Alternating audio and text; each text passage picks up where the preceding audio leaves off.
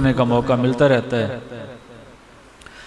और मेरी ये कोशिश होती है कि ऐसी गुफ्तगू की जाए को जो जिसमें ग्रामर श्रामर के चक्कर ना हो और आसानी भी हो, मेरे साथियों के लिए मुश्किल भी ना रहे। जो मेरे अपने क्लिनिक के तजुर्बात हैं वो आपके साथ शेयर करके जाएं। अगर आज शाम आप अपने क्लिनिक पे बैठें तो मैं कुछ ना कुछ ऐसा मवाद आपको दे जाऊं जो आपके फ़ायदे के लिए हो, तो मेरे आने का फ़ायदा भी हो और मेरे लिए सदका जारिया भी बन जाए। और इसीलिए मैं आपके पास आया हूँ। मैं पिछले 32 साल में मैंने जो नाकामियों के बाद सीखा है वो आपसे शेयर करेंगे। मेरी ज़िंदगी के आगाज़ में जो प्रैक्टिस थी मुझे भी याद है,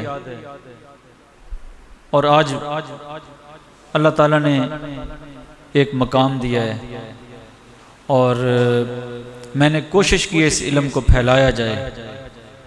उसमें अल्हम्दुलिल्लाह कामयाबियाँ भी मिली हैं। मेरे बहुत सारे दोस्त अहबाब यहाँ बैठे हैं। अब मेरे साथ बहुत सारे ऐसे दोस्त हैं जो सैकड़ों की प्रैक्टिस करते हैं, जिनकी ओपीडी अब सैकड़ों में है।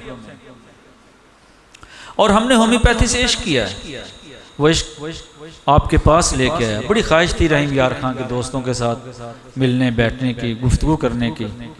तो मैं आपका इस हवाले से एहसानमंद भी हूँ कि आपने एक मौका फराहम किया आपके साथ गुफ्तगू करने का। अच्छा लगा, आप सब होम्योपैथी से मोहब्बत करने वाले लोग हैं। तो आप जिस मौजू पे जाएंगे मैं क्लिनिकल टिप्स कोशिश करूँगा तो आसानी पैदा हो जाए, बजाय ये कि लंबी गुफ्तगू हो। काशिफ साहब ने आपके साथ एक बहुत अच्छे अंदाज में गुफ्तगू की कि आसान होम्योपैथी क्या है। और सच्ची बात यह है कि मेरी गुफ्तगू भी वही है कि मुझे मटीरिया मेडिका आना चाहिए, मुझे फ़लसफ़े होम्योपैथी आनी चाहिए। और मटीरिया मेडिका और फ़लसफ़े होम्योपैथी के बगैर हम आगे नहीं बढ़ सकते। तो प्रैक्टिस की जो रुकावटें हैं वो हम कैसे दूर करेंगे? तो सबसे पहले मैं कोशिश करता हूँ कि हम मियाज़म पे गुफ्तगू कर लें। और सच्ची बात यह है कि मियाज़म पे जब तक अबूर हासिल ना हो उस वक्त तक बड़ा मुश्किल हो जाता है क्रॉनिक डिजीज़ पे प्रैक्टिस करना। मियाज़म बहुत अरसा लगा, एक अरसा मियाज़म को समझते और कुछ चीज़ें समझ आती हैं, कुछ ना आती हैं। मैं हमेशा दुआ गो रहता हूँ। डॉक्टर अमजद साहब मेरे साथी हैं जिन्होंने इस पे बहुत सारा काम किया, मेरे उस टीम का हिस्सा है जो हम रिसर्च करते हैं। उन्होंने मियाज़म को बहुत आसान कर दिया, यही मुताला कर करके कि चेहरा शनासी से हम मियाज़म की तरफ कैसे जाते हैं। और इस पे हम बहुत सारे कामयाब हुए, नाकाम भी होते हैं। कोई ज़रूरी नहीं है कि 100% चेहरे से ही मियाज़म की तरफ जाना, लेकिन इल्म की एक तरतीब है जो मेरे पास है, मैं उसकी बात कर सकता हूँ। और हर इल्म वाले से ज़्यादा इल्म वाले मौजूद हैं और सारी ज़िंदगी इंसान सीखता है और सीखते रहना चाहिए। लेकिन मियाज़म और उसकी पहचान अल्हम्दुलिल्लाह बहुत मैं अमजद साहब के लिए दुआ गो इसलिए हूँ कि उन्होंने ये रास्ता बताया। और उसके बाद मैंने अद्वियात को चेहरा शनासी के ज़रिए समझने की कोशिश की, उसमें भी अल्लाह ताला ने बहुत सारी कामयाबियाँ दी। तो आपके साथ शेयर करते हैं कि मियाज़म को कैसे पहचानना है। मरीज़ आता है आपके पास और बड़ा आसान है। डॉक्टर साहब, ये मेरे साथी यहाँ बैठे हैं, करोड़ पक्का से साथी आए हैं, लोधरा से या कबीर वाला से सलीम साहब हैं, डॉक्टर शकील साहब हैं। तो सच्ची बात यह है कि मेरे जितना मेरे साथी हैं अब इनके लिए मियाज़म के हवाले से बहुत आसानी हो चुकी है। और मेरी कोशिश होगी कि ये इल्म आपके साथ शेयर करें और मेरे लिए ये सवाब का बायस बनेगा। सूरा के जितने मरीज होंगे ना, उनमें एक चीज़ कदरे मुश्तरक होगी कि उनके नकूश मोटे होंगे। इस पहली मैं एक लाइन में 3-4 लाइनों में ये चीज़ समझा दूंगा। उनके बाल घने होंगे, खुश्क होंगे। आप 1, 2, 3, 4, 5 दिन अगर ये जायज़ा लेना शुरू कर दें मरीजों को तो बहुत आसानी हो जाएगी आपके लिए। नकूश मोटे होंगे, बाल घने होंगे, बाल खुश्क होंगे, गर्दन मोटी होगी जरा।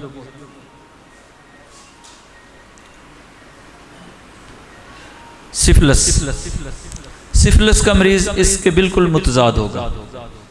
नकूश पतले होंगे, बाल कम होंगे, खुसूसन जिस तरह मेरे बाल हैं ना, ये यू शेप में, यहाँ से कम होंगे।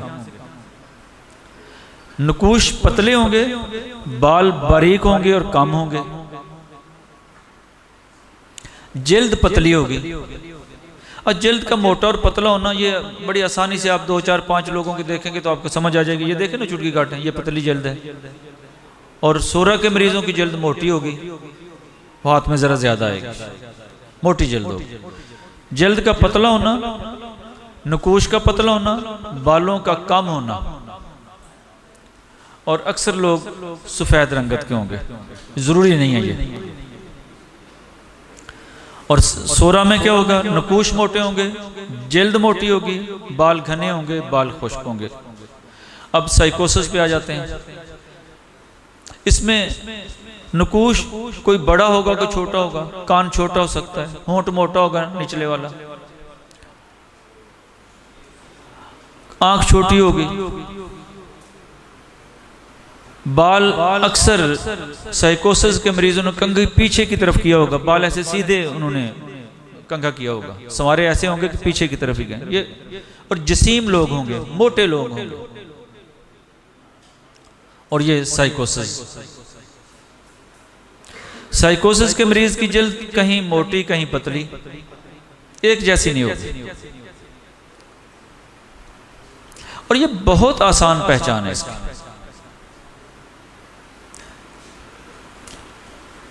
उसके बाद ट्यूबर में आजम आ जाता है। ट्यूबर का मरीज बिल्कुल दुबला पतला, हड्डियों का ढांचा होगा, सर्दी महसूस करने वाला होगा, सर्दी से मुतासिर होगा, मौसम की तब्दीली उस पर असरअंदाज होगी। और मेरा ख्याल है कि आप आज से जब मरीजों पर यह तवज्जो देना शुरू कर देंगे, सोरा, सिफिलिस, साइकोसिस, तो उसके नतीजे में बहुत सारी आसानी पैदा हो जाएगी। अब एक मरीज आता है, आपने उसको जोड़ों के दर्द के हवाले से आपने उसे दिया फार्मिकारूफा, घुटनों में सोजन है, दर्द है। घुटनों में सोजन और दर्द की बहुत बड़ी दवाई है फार्मिकारूफा। अब बोरक मटीरियल मेडी का पढ़ें, पहली लाइन पढ़ें, जोड़ों का दर्द जहाँ सोजिश हो, अक्सीर आज़म है, ये लफ्ज़ लिखा हुआ वहाँ। और मेरे अक्सर साथी इसे जोड़ों के दर्द में इस्तेमाल ही नहीं करवाते। अच्छा, हमने उसे फार्मिकारूफा दी है, मरीज को अफाका नहीं हुआ, हम क्या करेंगे? मेड्रीनम देंगे। यकीन जानिए मरीज ठीक होना शुरू हो जाएगा। मैंने डॉक्टर अली साहब से कुछ चीज़ें सीखी हैं। मैंने जिस साथी से जो चीज़ें सीखी हैं, मेरी कोशिश होती है कि मैं अपने नाम की तरफ मंसूब ना करूँ उनको।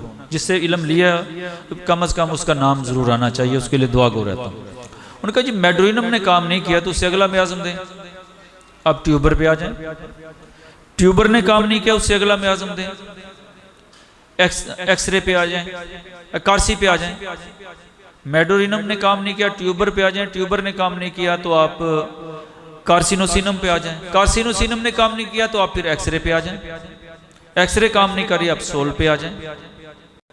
हमारे पास बहुत सारे रास्ते हैं जहाँ हम देखते हैं कि ये रुकावट आ गई, उस रुकावट को दूर करें, दूसरी रुकावट आ गई उसे दूर करें, तीसरी रुकावट आ गई ये दूर करें।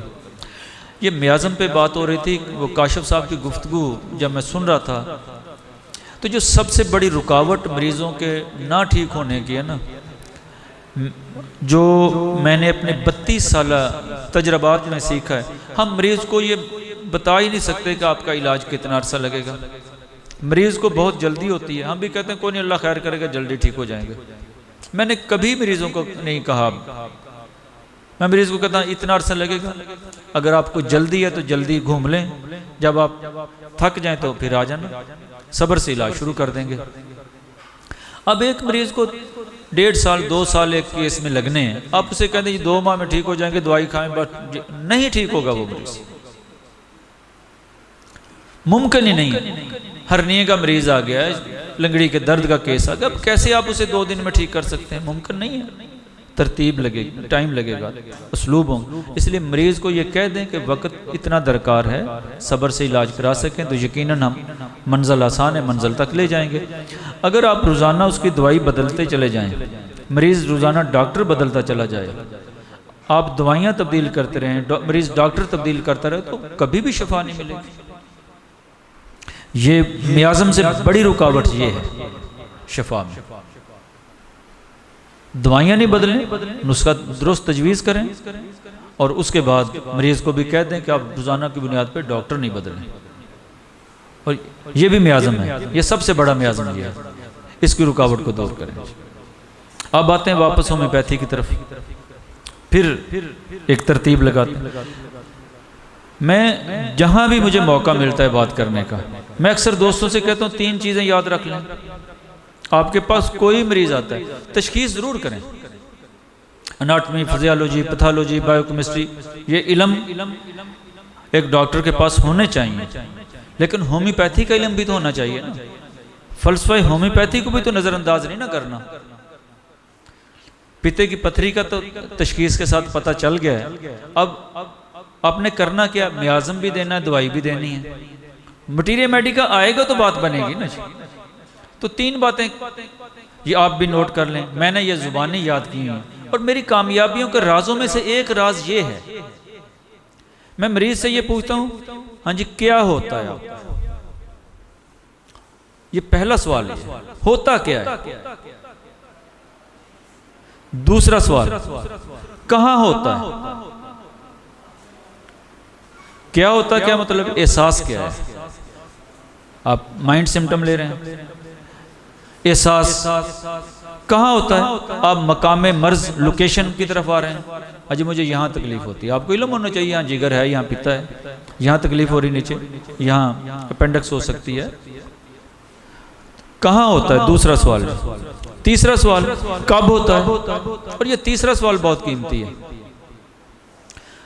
क्या होता है, कहाँ होता है, कब होता है। ये जो कब है ना, ये मोडालिटीज है, कमी बेशी। अफाका कब होता है और ज्यादती कब होती है।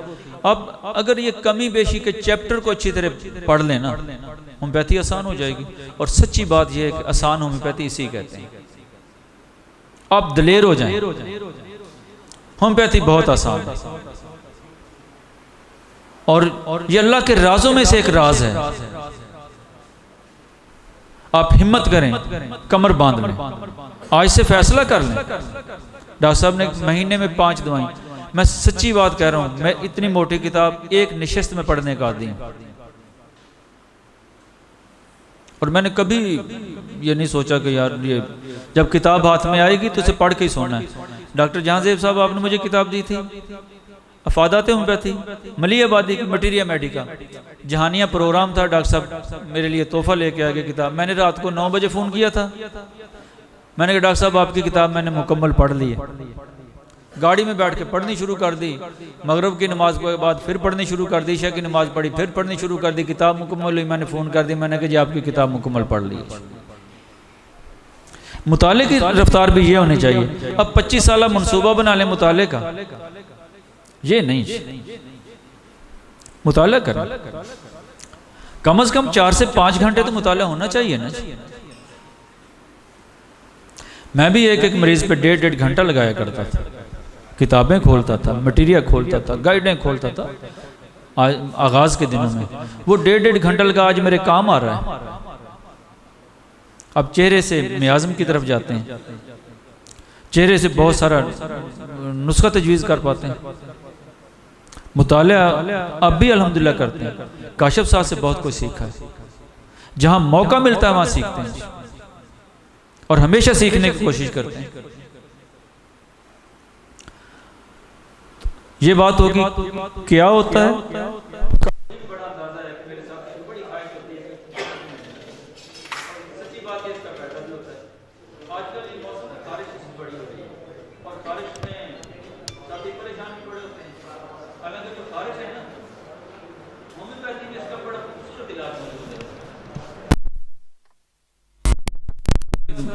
चंद जो क्लिनिकल टिप्स देने हैं वो खारिश के मौजू पे ज़रूर बात करेंगे।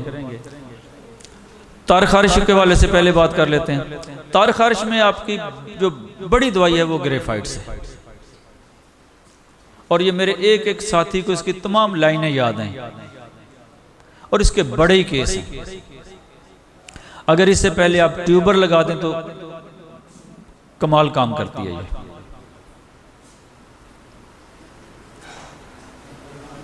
ये खारिश की हद तक बात हो रही है, खुजली खारिश। अब आते हैं खुश खारिश की तरफ। और डॉक्टर साहब ये मैं जो आपसे बात करने लगा हूँ, इंशाल्लाह आप कमाल आपको फ़ायदा होगा इससे, क्योंकि मैं बड़ा अरसा खारिश के मरीज़ों में फंसता रहा और मरीज़ ठीक कम होते, ख़राब ज़्यादा ही होते, और अब अल्हम्दुलिल्लाह ख़राब नहीं होते केस। डॉक्टर साहब तज़किरा कर रहे थे गैस, दर्द को मरीज़ कह रहा था गैस। मुझे उस वक्त याद आ रहा था कि वो पल्सटिला की अलामत है, दर्द कभी कहीं कभी कहीं। अच्छा, मरीज को दर्द हो रहा है ना, चलता फिरता दर्द, मेरे साथियों को इल्म है कि इसकी पल्सटिला है, काली बाइक्रोम है, और लेकिन चलती फिरती खारिश की एक ही बड़ी दवाई है, उसका नाम है स्टेफिस गेरिया। मरीज खुजलाता है जिस्म के एक हिस्से में, फौरन दूसरे हिस्से में खारिश शुरू हो जाती है, वहाँ खुजलाता है, खारिश तीसरी जगह पे शुरू हो जाती है, वहाँ खुजलाता है, उसके पूरे जिस्म को बार बार कहीं कभी कहीं कभी। तो ये स्टेफिस गेरिया, और फेल नहीं होंगे इंशाल्लाह। 1 में दे दें, मरीज को बहुत ज़्यादा खारिश है तो 2-3 दिन लगातार दे दें, फिर दूसरे तीसरे चौथे दिन बाद रिपीट करें, प्लेसबो 7 दे दें। ये खारिश के आपके बहुत सारे केस निकलेंगे इससे। और मेरे साथी अक्सर इसे स्टेफी को इस्तेमाल नहीं करते जल्दी अमराज में। खारिश, नहाने से फाका हो रहा है, धूप में सुइयां चुभती हैं, आजकल सर्दियां आ रही ना, मरीज कहता है डॉक्टर साहब धूप में नहीं निकला जाता, तो नेटर में 200 की एक डोज दे दें, हर दूसरे तीसरे दिन बाद मरीज धूप से मरीज की सुलह हो जाएगी। धूप की जो तंगी है वो मरीज को तंग नहीं करेगी। नहाने से अफाक होना, खुश खारिश होना, इसके साथ मरीज का सर दर्द है, उसे धड़कन तेज है, गर्मी लगती है, तो ये नेटर में। और नहाने से ज्यादती हो जाती है, हाथ पांव जलते हैं, रात को बिस्तर पे खारिश ज्यादा होती है, मरीज ऊपर ओढ़नी ले लेता है, ओढ़नी नहीं लेता तो ये सल्फर। हाँ, अगर यही मरीज रात को ओढ़नी ऊपर लेता है, उसे खारिश होती है तो गर्म कपड़ा लेता है, जिस्म को गर्म करता है, फिर आर्सेनिक दवाई। एक एक सिम्टम उस पर आप नुस्खा तजवीज़ करते चले जाएं, और बड़ी आसानी के साथ आप नुस्खे तक पहुंच जाएंगे और मरीज को अफाका होगा। आर्सेनिक में देता हूँ 1 में, हर दूसरे तीसरे दिन बाद प्लेसबो 7 होती है। और इसी तरह नेट्रोम्योर में 200 में, अगर बहुत ज़्यादा खारिश हो रही है, नेट्रोम्योर का मरीज़ बेचारा रो पड़ता है इतनी खारिश, तो फिर मैं डेली भी दे देता हूँ, चंद दिन के लिए एक खुराक रोज़ाना 200 में, अफाका हो जाए तो फिर दूसरे तीसरे दिन बाद सल्फर। इसी तरह दूसरे और सल्फर के मरीज़ आपको ज़्यादा नहीं मिलेंगे खारिश में, हमारे साथी सल्फर ही देते रहते हैं, फिर फेल ही होते रहते हैं मेरी तरह। सल्फर का मरीज़ कम होता है। मरीज आया कहता है ये खारिश है, आप पूछें खुश खारिश है? जी खुश खारिश है। खून निकलता है? जी खून निकलता है। अब एक सवाल और करना है, जलन होती है? अगर मरीज कहता है जी जलन होती है, खारिश के बाद खून निकलता है, जलन होती है, मेजेरियम 1 में दूसरे तीसरे दिन बाद एक खुराक, और इसका बड़ा केस है। और सच पूछें बहुत केस है, हर चौथा 5वां मरीज मेजेरियम का मिलता है, खून निकलता है और जलन होती है। अगर मरीज कहता है जी नहीं जलन नहीं होती, आपको खारिश करने के बाद खुजलाने के बाद खून निकलता है, दर्द होता है, और ये भी आपको मरीज मिलेंगे, तो एलोमीना देंगे आप 1 में। खुजलाने से खारिश हुई, जलन हुई मेजेरियम, दर्द हुई एलोमीना, खुजलाने से खून निकलता है, मरीज ऊपर कपड़ा लेता है, जिस्म को गर्म करता है, तो इसकी दवाई फिर आर्सेनिक मेल्वो। और खारिश की ये बड़ी दवाइयाँ 4-5 ही दवाइयाँ हैं, आप यकीन जानिए, आप इन्हीं पे तवज्जो दे लें तो आपका केस खराब। और आप जौहर होम्योपैथी सफ़ा नंबर 115 पढ़ लें, ये सारा वहीं तो लिखा हुआ है। मैंने वो उसके तजर्बात कर करके ये निचोड़ निकाला भी, ये यहाँ ये काम करती, यहाँ ये काम करती। खारिश हो रही है मरीज़ को, जलन बहुत हो रही है, आप खारिश में जहाँ मरीज़ आप महसूस करते हैं कि अफाका नहीं हो रहा, इंथ्रासीनम 1 में दे दें, ये जल्दी अमराज में इंटर करंट रेमेडी के तौर पे काम करेगी। अगर मरीज़ को बहुत ज़्यादा खुजली हो रही है, बेचारा जलन से बहुत परेशान है, तो आप इसे रिपीट कर सकते हैं बार बार, मरीज़ की जलन आप 1 दिन में कंट्रोल कर सकते हैं। इंथ्रासीनम 1 ये 1 में। अच्छा, खारिश हो रही है निचले धड़ में, अच्छा, ऊपर वाले धड़ पे अगर रिंग वर्म है, ददरी जिसे कह लेते हैं, तो बेसिलिनम काम करेगी। अगर टांगों पे ये रिंग वर्म है तो टेलोरियम काम करेगी। ये 200 में दिन, दूसरे तीसरे दिन बाद आप हैरान हो जाएंगे, गायब हो जाएंगी ये सारी जितने रिंग वर्म है। और ये सैकड़ों की तादाद में होते हैं बाज़ का टांगों पे दायरा, एक के ऊपर दूसरा, दूसरे के ऊपर तीसरा, दायरे के ऊपर दायरे चढ़े होते हैं। ये टेलोरियम 200 में दें, हर दूसरे तीसरे चौथे दिन बाद अब मिस नहीं होंगे, कभी मिस नहीं होंगे। ऊपर वाले धड़ पे बेसिलिन, और ये मैं 1 में देता हूँ हफ्ते में खुराक, बाकी आप प्लस को दे दें जो दे दें। अच्छा, मेरी लेडी डॉक्टर्स बैठी, ये छाइयों के लिए आप सीपीआई, अक्सर सीपीआई इतना काम नहीं करती जितनी कालोफैलम काम कर जाती है। कालोफैलम 1 में हर चौथे 5वें दिन बाद आपके बहुत सारे केस ठीक हो जाएंगे, ये आपके लिए है। अच्छा, और निचले धड़ में खारिश हो रही है, तो ये मुझे डॉक्टर काशिफ इमरान साहब ने 1.5 साल पहले बताया कि इंथ्राकुकाली काम करती है। यकीन जानिए कि कमाल चीज़ है। 30 में बेशुमार की ये टांगों पे खारिश मरीज को हो रही है, ऐसे खुजला रहा है, इंथ्राकुकाली 30 में। सुबह दोपहर शाम दे दें, ज़्यादा खारिश होगी 4 मरतबा दे दें, साथ एक इंथ्रासिनम 1 की एक डोज दे दें, ये आपके केस नहीं फंसेंगे।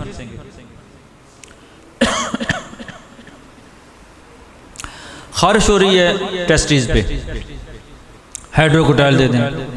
टेस्टिस पे खारिश हो रही है, साथ जख्म है, क्रूटन टैग दे लें। पीनस पे खारिश हो रही है, जख्म है तो सारसप्रिला दे दें। और ख़वातीन को अगर अंदरूनी खारिश है तो ओरिगैनम दे दें, फेल ही नहीं होंगी आप। यहाँ क्लेडियम वगैरह लिखी होती है ना जी, क्लेडियम भी काम करती है, लेकिन ओरिगैनम के बाद आप फेल नहीं होंगे। 200 की एक डोज दें हर दूसरे तीसरे दिन बाद।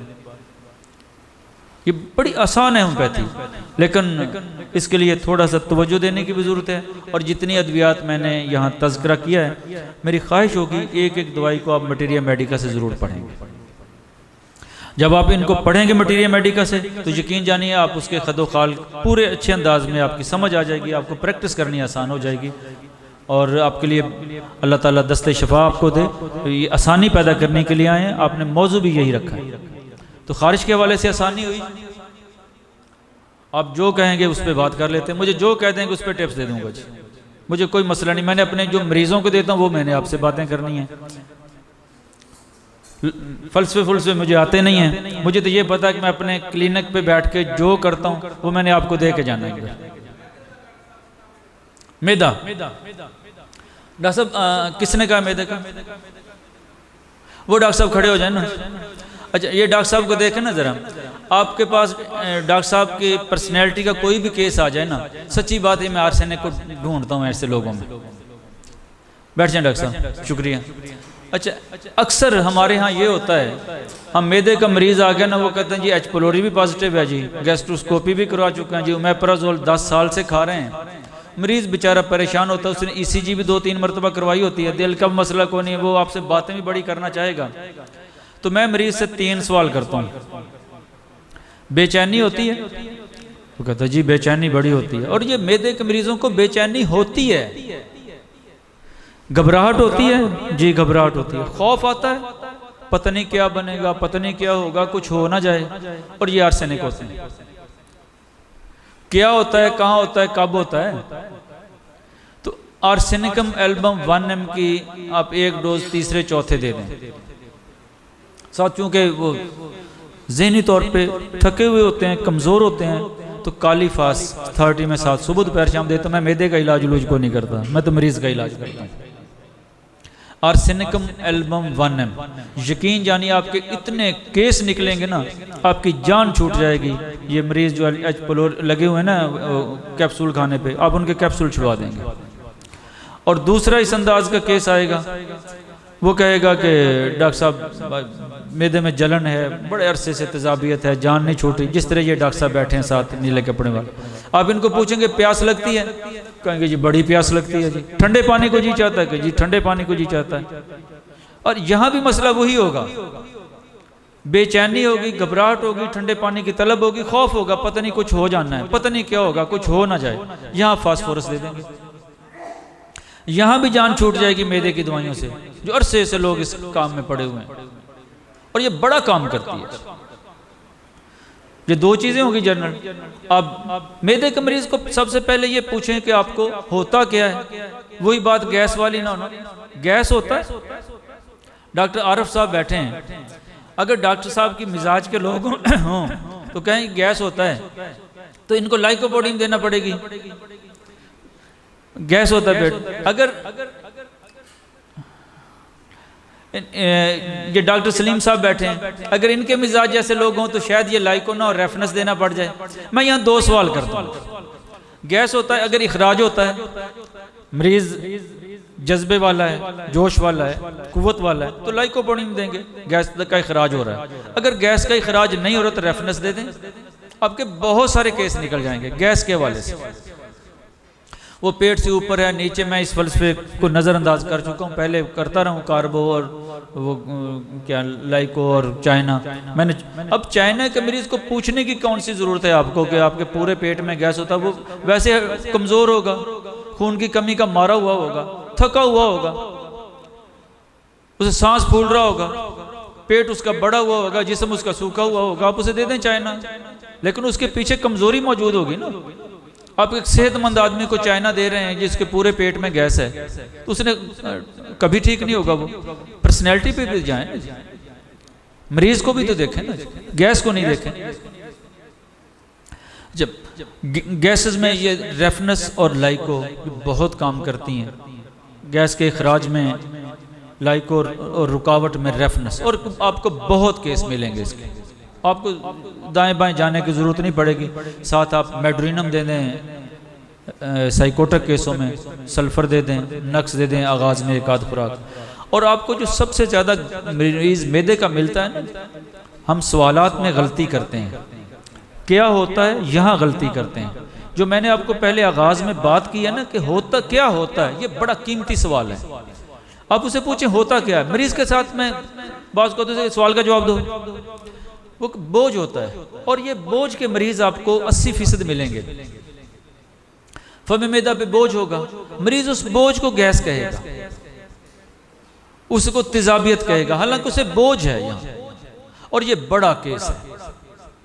अच्छा, यहाँ बोझ देखें, आजकल जो हमारी खुराक है वो सारी तली हुई चीज़ें हैं, ये बाज़ार से बेकरी जितनी चीज़ें, और ये सारी मैदे वाली चीज़ें, सारे पल्सरीला आपको मिलेंगे यहाँ। और पल्सरीला में होता क्या, बोझ होता है।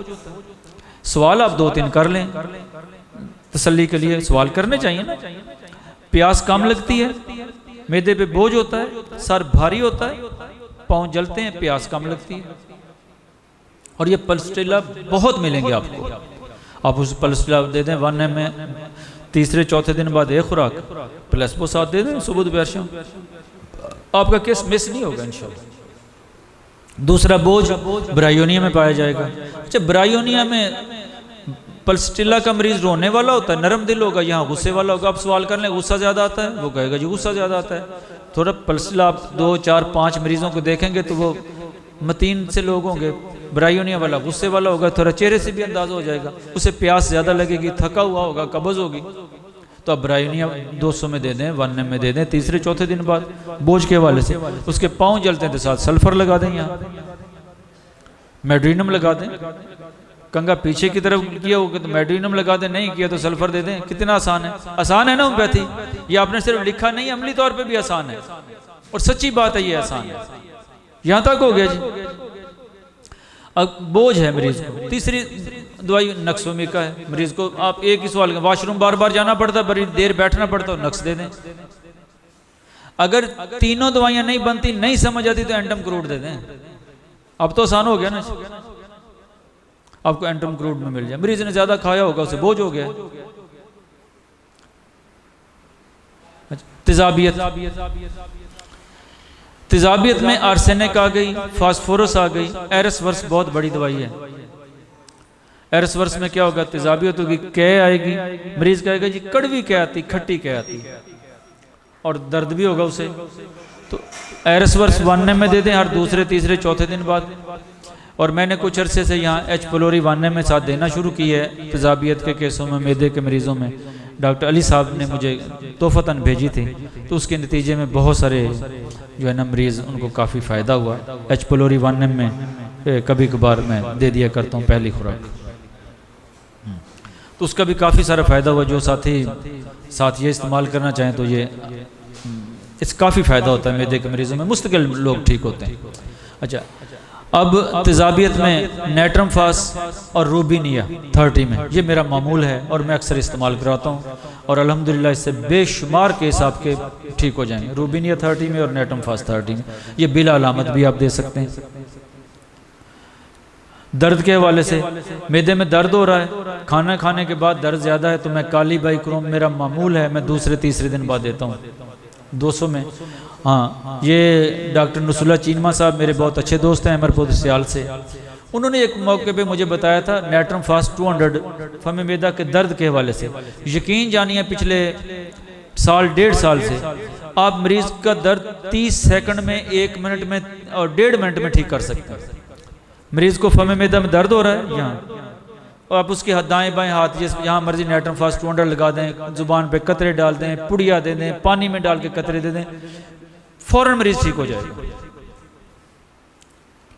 Natrum fast 200। और वैसे खाना खाने ये फौरी अफाका होगा इससे, और खाना खाने के बाद फ़ौरन दर्द है, मैं काली बाइक्रोम देता हूँ। अगर गोला सा बनता है तो एबस नैगरा 200 बड़ा काम करती है, और कै खट्टी आ रही है तो यहाँ एरस वर्स काम करती है। और ये 2-3 दवाइयाँ हैं, आप कभी इसमें फेल नहीं होंगे इंशाल्लाह। जी और कोई बताएं जी, मैदे के हवाले से कोई चीज़ रह गई है तो जी।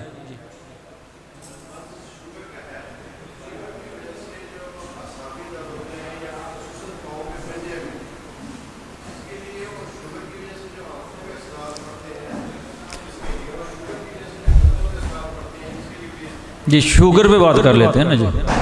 अच्छा, सच्ची बात यह है डॉक्टर साहब, मैं आज से 10 साल 12 साल पहले मेरे पास अगर शुगर का कोई मरीज़ आता था तो मैं उससे कहता था मेरे पास इसका इलाज नहीं है, और मुझे जिस मर्ज़ की आज भी समझ ना आए तो मैं मरीज़ को दवाई नहीं देता। और उसके बाद मैंने शुगर का इलाज जब शुरू किया है, ऐसा ऐसा अल्लाह ताला ने जो सूझबूझ और समझ दी है, तो मैं उसका लाख लाख शुक्र अदा करता हूँ। अब बहुत सारे शुगर के मरीज़ जिनकी एलोपैथिक अद्वियात भी छूट चुकी हैं और होम्योपैथिक अद्वियात भी छूट चुकी हैं, और बहुत सारे ऐसे भी जिनको नहीं अफाका हुआ वो भी हैं। लेकिन अल्हम्दुलिल्लाह इसमें जो मैं अपनी प्रैक्टिस में करता हूँ वो मैं आपके साथ शेयर कर देता हूँ, और कोशिश करेंगे हम मिल के इसमें मज़ीद जो कमियाँ हैं अल्लाह ताला की मदद से वो दूर करने में कामयाब हो जाएंगे। शुगर में जो मेरा मामूल है, और ये मेरी डॉक्टर अली साहब से जब से मेरी दोस्ती हुई है, मेरे शुगर के मरीज़ उसके बाद ज़्यादा निकले हैं। मैंने यहाँ तीनों में आज़म लगाए हैं, कार्सी, ट्यूबर और मेड्रिनम। आप ये कर सकते हैं कि आज कार्सिनोसिनम दी है, हफ्ते बाद आप ट्यूबर दे दें, 1 हफ्ते बाद मेड्रिनम दे दें। अगर आप ये नहीं करना चाहते, आप तरतीब दुरुस्त रखना चाहते हैं, तो आप अगर मरीज़ के ननिहाल से मर्ज आई है उसके ख़ानदान में तो आप उसे ट्यूबर दे दें, आप उसे दे दें ट्यूबर दे दें। अगर उसके ददियाल की तरफ से शुगर के मरीज़ ज़्यादा हैं तो फिर आप उनको कार्सिनोसिनम दे दें,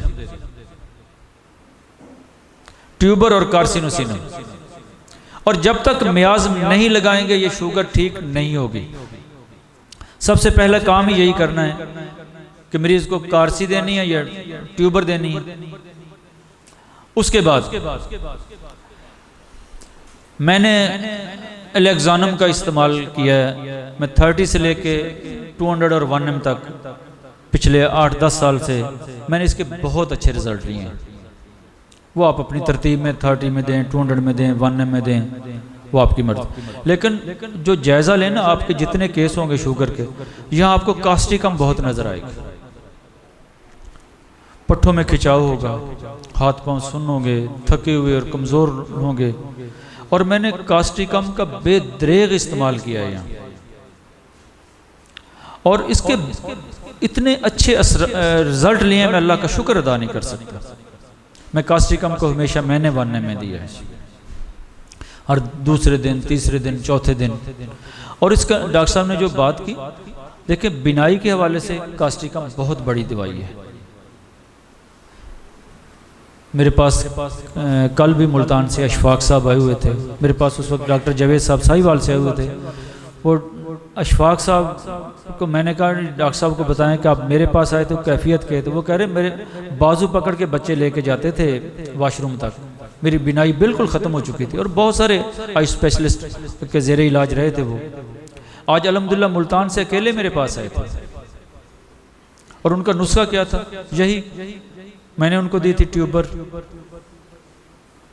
लेक्सोनम, कास्टिकम, कालीफास, कलकेरिया फ्लोर।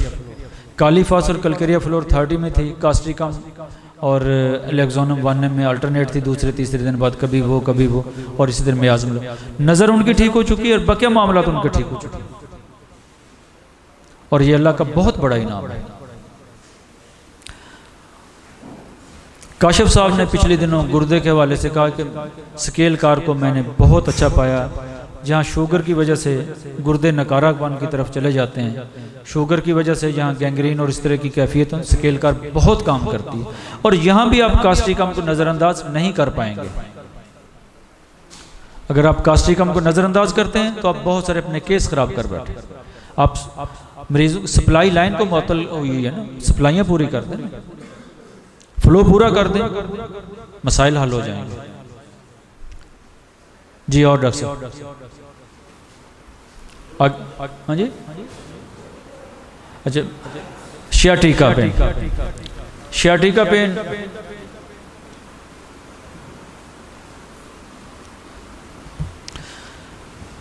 लंगड़ी के दर्द का मरीज, सच्ची बात यह गुर्दों की तरह ये शियाटिका पेन का मरीज होम्योपैथी के लिए बड़ा आसान भी है, और इसका इलाज भी आपके पास है।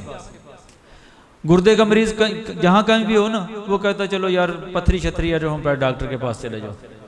आप थोड़ी सी दिलेरी करें ना, ये शियाटिका के केस भी आपके पास ही आएंगे, और इसका इलाज भी आपके पास है, और इसका इलाज आसान भी बहुत है। और होम्योपैथी वैसे ही आसान है, सच्ची बात यही है। डॉक्टर फहीम साहब ऐसा ही है ना। शियाटिका में मरीज में आता है आपके पास, दाईं टांग में दर्द है। चलो मैं इससे पहले थोड़ा सा और तरतीब लगाता हूँ। मरीज को दर्द है, जो आपने सवाल करना है ना, एक सवाल करेंगे ना बहुत सारी आसानी हो जाएगी। चलते हुए दर्द में अफाका होता है, मरीज कहेगा जी अफाका होता है, तो रेस्टॉक्स। बैठे हुए अफाका होता है, निफाइलम। लेटे हुए अफाका होता है, अमोनियम म्योर। चलते हुए अफाका होना रेस्टॉक्स में पाया जाएगा। और ये जाके मटीरियल मेडिका में पढ़नी है ये चीज़ें, ताकि तस्दीक के लिए 2-4 अलामात आप बकिया भी ले लेंगे। बैठे हुए अफाका होना निफाइलम में, और लेटे हुए अफाका होना अमोनियम म्योर में पाया जाएगा। दबाने से अफाका होना मैगफास में पाया जाएगा, कोलोसेंथ में पाया जाएगा। देखिए आप एक अलामत पे दवाई दे सकते हैं। और शियाटिका में होता क्या है, मरीज को यही तो होता है, ये उसे लेटने से अफाका होगा, ये चलने से अफाका होगा, ये बैठने से होगा, ये दबाने से अफाका होगा।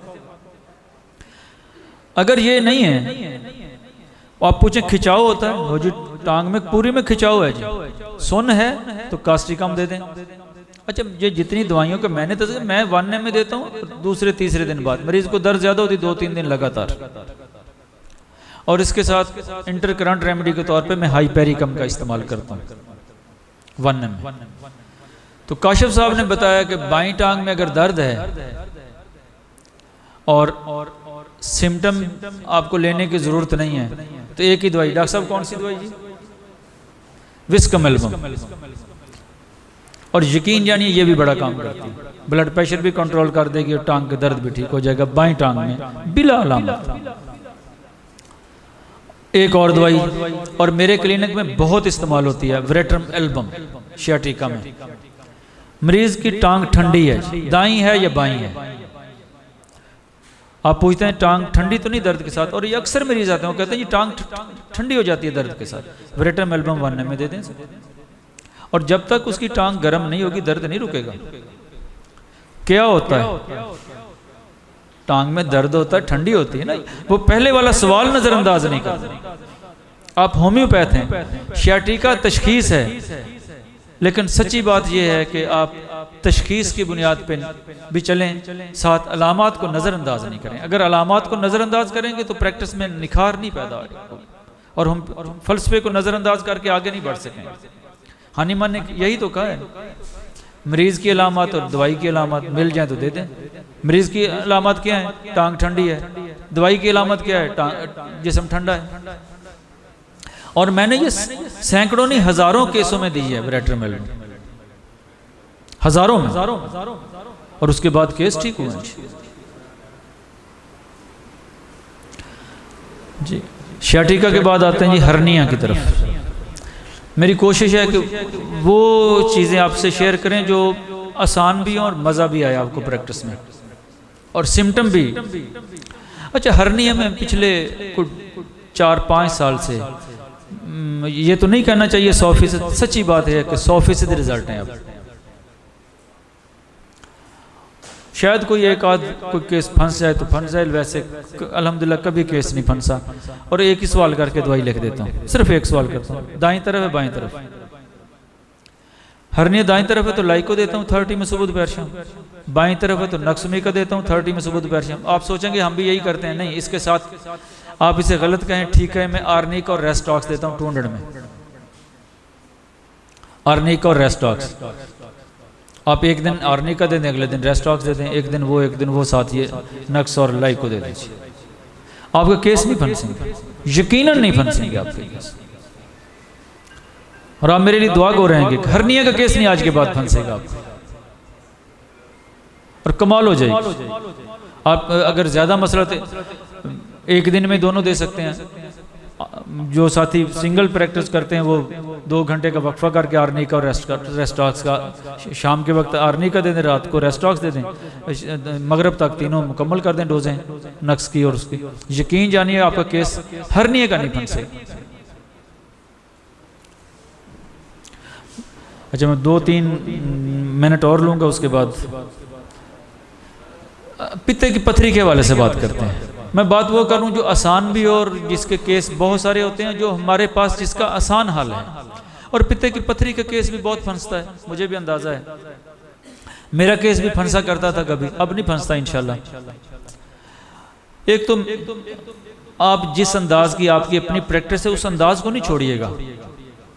देखिए, हर साथी का अपनी कुर्सी पे बैठे हुए एक अपना तजर्बा होता है, आप उसे कभी नजरअंदाज नहीं करें। और जो चीज़ें आप जहाँ से सीखें, आप उसके साथ उसे एडजस्ट करने की कोशिश करें। मैं बहुत सारे दोस्तों से मैंने बहुत कुछ सीखा है, लेकिन मैंने अपनी तरतीब में उनको लगाया है। तो मैं जो पित्ते की पथरी के हवाले से चाइना को देना, अपने अल्फाज में कह रहा हूँ, मैं फ़र्ज समझता हूँ कि पित्ते की पथरी में चाइना 1M देना मेरे क्लिनिक में फ़र्ज है। और अगर आप चाइना नहीं देते तो इसका मतलब ये है कि पित्ते की पथरी फिर बार बार, फिर आप उसे एक मरतबा ठीक करेंगे, वो पानी बनेगी, दोबारा फिर बन जाएगी। चाइना देने के बाद आप मुतमिन हो जाए, दोबारा नहीं बनेगी। और ये 1M में मैं देता हूँ हर 4-5 रोज बाद। कोलेस्ट्रीनम 1M में हफ्ते में 1 खुराक। कलकेरिया बेलरी 30 में सुबह दोपहर शाम, और नेटम सल्फ 20 साल।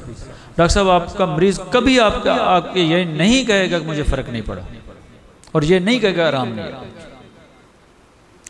और मैं कह सकता हूँ ये भी इसकी जो है ना 90% से ज्यादा क्योर रेट है इसका, और ये 90% बहुत है। अब आपका मरीज चावल नहीं छोड़ता, पराठे नहीं छोड़ता, तो आपकी दवाई का कसूर नहीं है। आपका मरीज अगर नागे करता तो आपकी होम्योपैथी का कसूर नहीं है। ये बातें मैंने आगाज में की हैं कि कौन कौन सी रुकावटें हैं जहां मरीज ठीक नहीं होते। वो मियाज़मी रुकावट भी है, मरीज की बद परहेजी भी है, और उसके साथ साथ मरीज का लगातार दवाई ना खाना भी है। और ये होगी पित्ते की पथरी के हवाले से। अब अगर कोई और जी वालेकुम जी, बिस्मिल्लाह जी, कास्टिक हम ले लें, ये भी ठीक हो जाएगा। हाँ,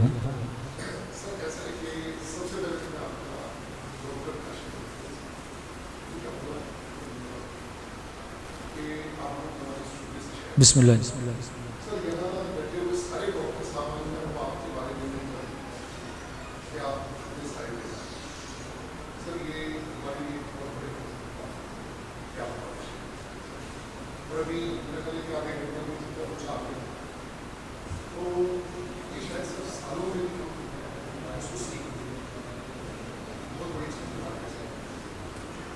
अल्लाह कबूल कर ले।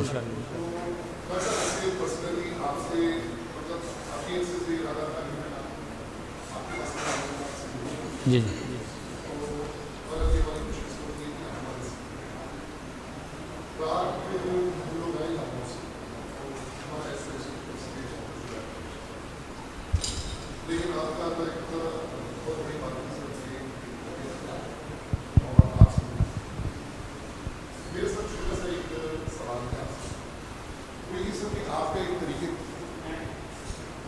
आपका सर एक तरीक़ेकार ये है कि आपने सबसे पहले आप ये करते हैं कि जो माइंड सिम्पटम है उस पर दवा देते हैं, उसके बाद म्याज़म लगाते हैं और उसके बाद जो है फिर आप जो भी मतलब मौजूदा कंप्लेंट की मेडिसिन होती है मतलब वो आप उसको कंटिन्यू यूज़ करवाते हैं उसको।